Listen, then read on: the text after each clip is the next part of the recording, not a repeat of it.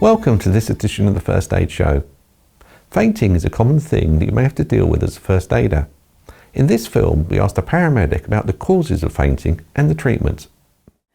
So you may come across somebody that has fainted. This can be quite a common condition, and as we age, it can be the case that as people stand and get out of a chair or get up to go to the toilet in the middle of the night, they literally drop down and faint because their blood pressure isn't as well regulated. They can be on medication to treat this. It can be quite common for them. So we always encourage that people stay really well hydrated and sit for a minute or two before they stand and walk, just to allow their circulation to wake up, so to speak. If somebody has fainted, your body has that natural safety mechanism to drop you to the floor so that it's easy for the blood to go around all your main organs. So leaving them laying flat on the floor is the best thing you can do.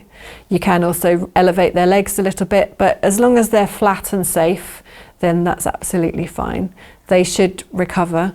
And if it's unusual for a patient to faint and it's not a normal thing for them, please do call for the emergency services.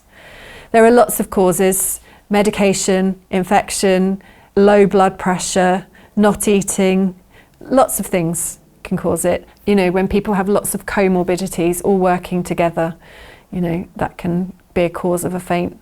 Another thing that we typically go to, and we ask the question, we'll find that somebody has gone to the toilet and then they've fainted on the toilet or in the bathroom. It is quite common when you have opened your bowels and afterwards you can faint because you've lost a lot of fluid from the body, or they've strained and then that's caused them to faint.